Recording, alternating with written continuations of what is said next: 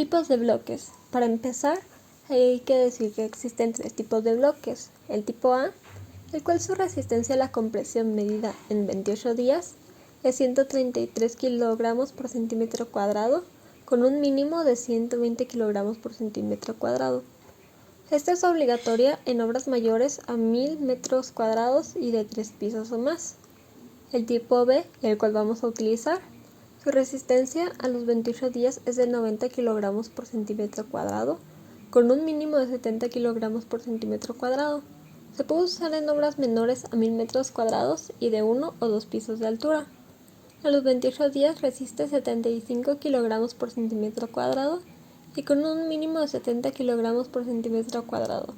Solo es permitido en obras individuales con muros de no más de 2.5 metros y un área menor a 50 metros cuadrados.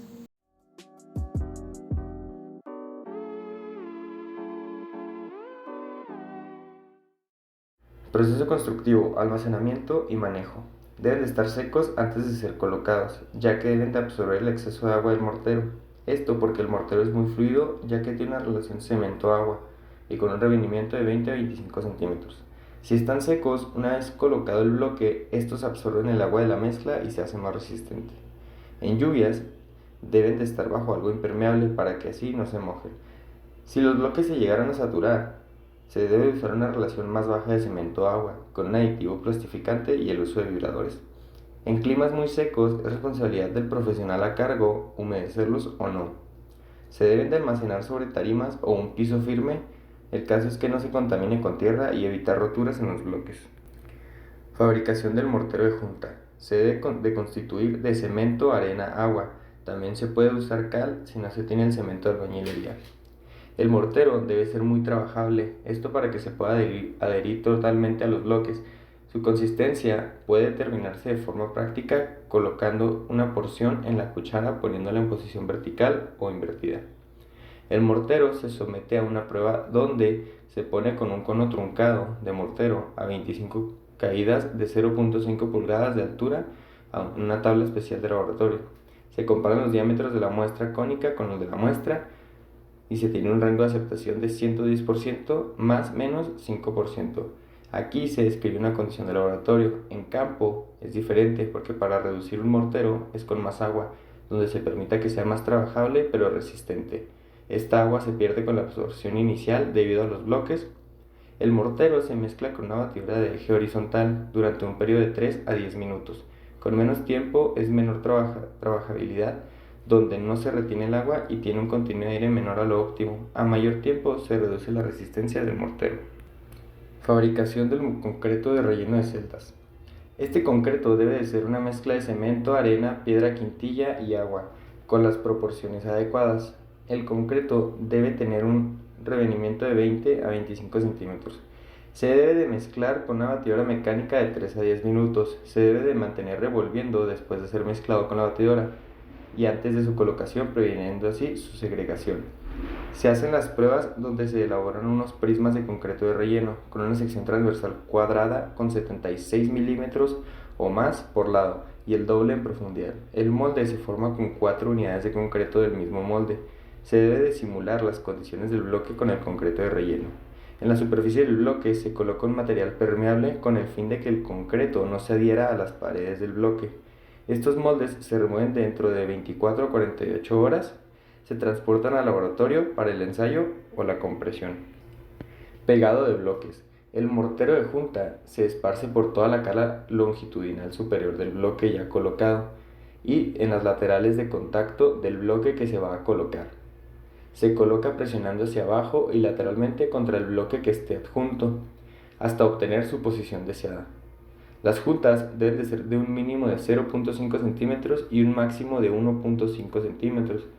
Se recomienda un sisado en las juntas, ya que con eso se mejora la adherencia, porque se forma una llave de cortante. La sisa no debe de ser mayor a 6 milímetros. Esto se debe hacer antes de que el mortero de junta se endurezca. Etapas del proceso constructivo. Marcar sobre el cimiento una línea que sirva de referencia para la colocación de los bloques, esto con el fin de ubicar en línea recta el borde externo de la primera hilada a colocar. Los bloques Se presentan primero sin mortero para determinar si existen obstrucciones o diferencias en la ubicación del acero. Dejar ventanas de limpieza de huecos que se cortan utilizando un disco. La placa del bloque posteriormente se usará para tapar la ventana o una pieza de madera, para evitar la salida del concreto. Se coloca el mortero en el cimiento en una longitud de trabajo adecuada, dejando espacio para que se haga contacto entre el concreto de relleno y la placa. Se colocan las unidades de la esquina, viendo cuidadosamente el alineamiento horizontal y vertical con el nivel del albañil. En las esquinas se hace una elevación de 3 o 4 hiladas. Esto depende de la posición de las armaduras horizontales antes de completar el relleno y verificando los alineamientos horizontales y verticales. Colocar las piezas o unidades internas alineándose con un cordel apoyado en las unidades extremas. Mientras se colocan los bloques se debe tomar en cuenta: los bloques no se humedecen ni antes ni después de colocarse, a menos que el clima lo requiera y el ingeniero lo permita. El concreto de relleno debe ser autonivelante. Si los bloques están secos, se tendrá un revenimiento de 20 a 25 centímetros, con una trabajabilidad buena para que se pueda colocar plenamente en las celdas de los bloques. El exceso de agua se absorberá por los bloques. El mortero debe mantener su plasticidad todo el tiempo para que dure la colocación. Eliminar el mortero excedente cuando se coloque cada bloque, y el mortero ya no puede ser utilizado después de 2 horas y media. Eliminar goteos y derrames de mortero que haya sobre los bloques ya colocados con una llaneta y luego limpiando con una escobilla o puliendo con un trozo de bloque endurecido. La elevación de las hiladas se coordina con la colocación de las armaduras, particularmente con los empalmes de armaduras verticales y con la ubicación de las armaduras horizontales. Detalles constructivos. La armadura horizontal será la indicada en los planos estructurales.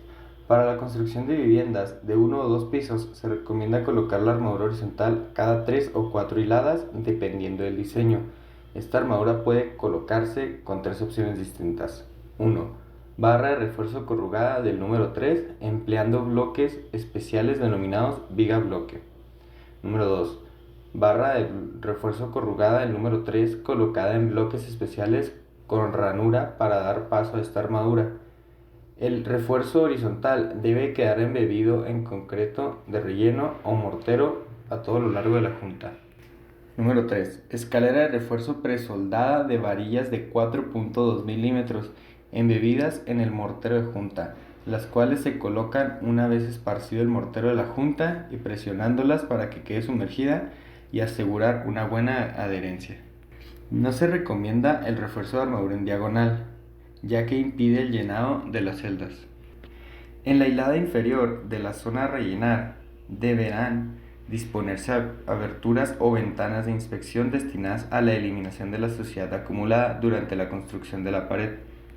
Inmediatamente antes de proceder a la colocación del material de relleno, deberá efectuarse la limpieza del espacio a rellenar, preferentemente con aire comprimido o cualquier otro método, pero en ningún caso deberá emplearse agua para esta limpieza, ya que se causarían agrietamientos al secarse, como ya se explicó. Además, se saturarían los bloques y se alteraría la adherencia a la mezcla de relleno. Colocación del concreto de relleno. La buena colocación del concreto de relleno es una etapa fundamental en la construcción de una pared de bloques. A continuación, se analizan las medidas adecuadas para lograr este objetivo. Elección del material de relleno. Como criterio general, es aconsejable el uso de un concreto cuyo tamaño máximo del agregado grueso sea de 16 milímetros. Cuando los bloques empleados sean de un ancho igual o superior a 200 milímetros y piedra quintilla de 12 milímetros, cuando esta dimensión es de 150 milímetros o inferior. Plazo de espera previo al relleno. Para la iniciación de relleno de los bloques debe esperarse un plazo de 24 a 48 horas, después de levantada la pared, si se utilizan equipos que inyecten el concreto a presión. Altura de las etapas de colocación del concreto de relleno. La altura máxima de las etapas de colocación del relleno de los bloques debe estar en concordancia con el espacio libre interior disponible para colocar el material de relleno, el que se relaciona a su vez con el ancho del bloque utilizado para la pared. Procedimiento de colocación de relleno. El procedimiento de colocación del material de relleno debe garantizar su puesta en obra sin producir segregación de sus componentes. Además, es importante que antes de iniciar este proceso Se limpia el exceso del mortero colocado en las sisas. La práctica de rellenar las celdas cada vez que se termina una hilada debe evitarse con el fin de reducir la formación de juntas frías en el muro. Las condiciones de colocación anteriormente descritas no siempre son fáciles de cumplir por razones de acceso a los puntos de colocación, motivo por el cual el procedimiento de bombeo del material de relleno resulta muy práctico para esta finalidad.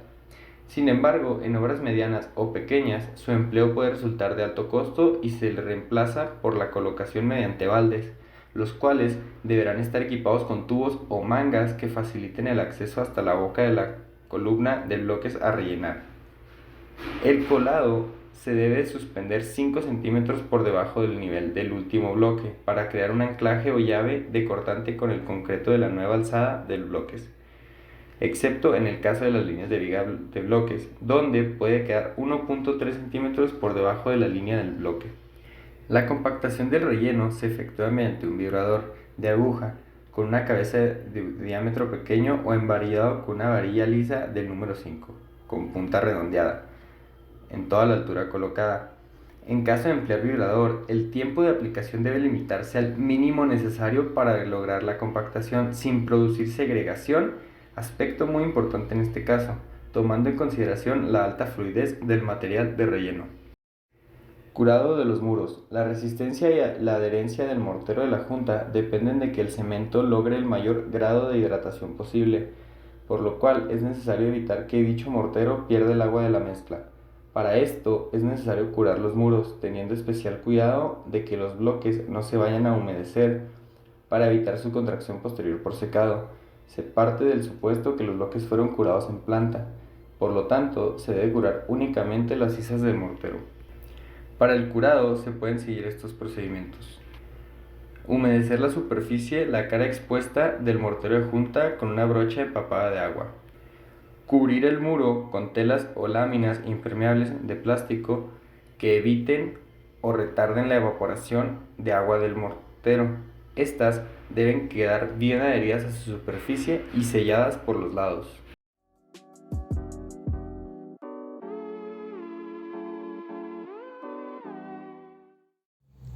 Materiales.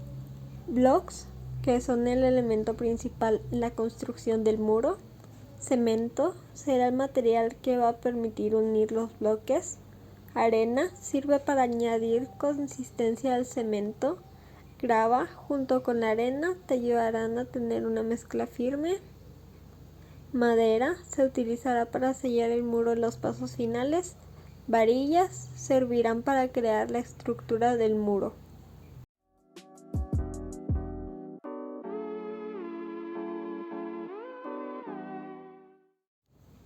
Porque es barato. El block se hace a partir de una mezcla de cemento y otros materiales que le brindan mayor resistencia. Este proceso ya se hace de manera industrializada. El precio promedio de un bloque estándar por unidad está entre los 6 y 10 pesos, mientras que el ladrillo estándar puede ir desde los 4 y hasta los 6 pesos por unidad, aunque hay que considerar que generalmente se compran por millar. Para construir un muro se necesita menos cantidad de bloque que de ladrillo. De ahí se ahorra dinero no solo en el tabique, sino en otros materiales, como el mortero que se usa de pegamento y hasta la mano de obra, ya que una pared de bloque es más rápida de alzar.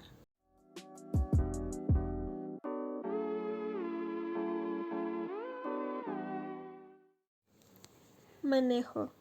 El block es mucho más sencillo de hacer y por su tamaño más grande es menos probable que se te acabe, siempre y cuando las cuentas se hayan hecho bien. El block permite algunas comodidades a los trabajadores de la construcción.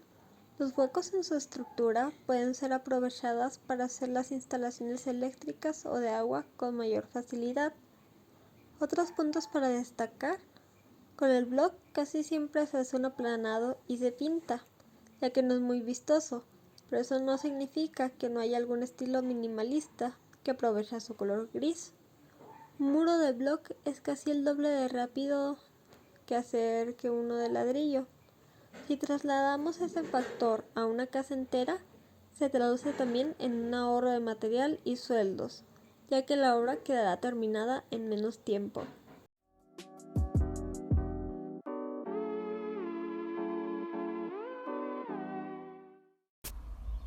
¿Por qué es innovador? Ejecución rápida del trabajo, hecho de moldes que lo producen de formas iguales, tamaños y peso. Es fácil de implementar en trabajos de construcción. Todo lo que se necesita es colocarse en el lugar correcto. Las mismas formas y tamaños ayudan a ensamblarlos fácilmente para formar cualquier diseño en particular que se requiera de un trabajo de construcción. Altamente duradero. Son compactados por alta presión y vibración, lo que hace que los bloques sean muy fuertes, resistentes a cargas y pesos severos. Mejores propiedades de aislamiento. El aire en el hueco no permite que el calor o el frío entren o salgan del edificio o de la edificación. No es de extrañar que estén aislados contra el calor, la humedad y el sonido. Además, es altamente respetuoso del medio ambiente. No contamina ni tiene ninguna molestia ambiental conocida que constituya para el sistema. Ayuda a minimizar los materiales de construcción utilizados, que los minimiza en el costo de la construcción. Bajo en mantenimiento. Los costos de mantenimiento en comparación con los otros materiales de construcción disponibles es significativamente menor, ya que conserva el espacio. La construcción de paredes delgadas con bloques huecos es muy común, por lo tanto ayuda a reducir el espacio utilizado en la construcción y aumenta el área de piso. Además, la adhesión del mortero y yeso, dado que sus superficies son rugosas, proporcionan una buena unión entre el mortero y el yeso.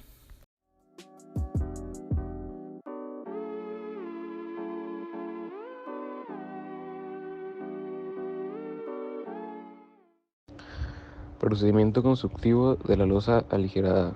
Los componentes individuales que componen una losa aligerada son bovedilla de unicel expandido, vigueta, malla de acero electrosoldada, capa de concreto o de compresión. El conjunto de todo eso da como resultado una construcción ligera, económica, duradera y de gran calidad. Al terminar la colocación de la capa de concreto, las losas quedan como una estructura robusta de concreto, gracias a la capa de compresión que se cuela encima de la estructura. Otra de las ventajas de este sistema es que no se utiliza cimbra de contacto, ya que toda la superficie queda cubierta por las viguetas y bovedillas, ahorrando así dinero, tiempo, además de la misma cimbra de contacto. Se puede usar este sistema en cualquier construcción, ya sea edificios, oficinas, hospitales, centros comerciales, viviendas comunes, etc. Además, con este sistema se puede colocar con más facilidad las instalaciones eléctricas, instalaciones sanitarias y demás, sin ningún tipo de inconveniente.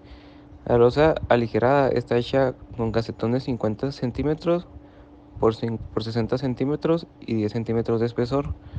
Se requieren 2 piezas de casetón por cada metro cuadrado.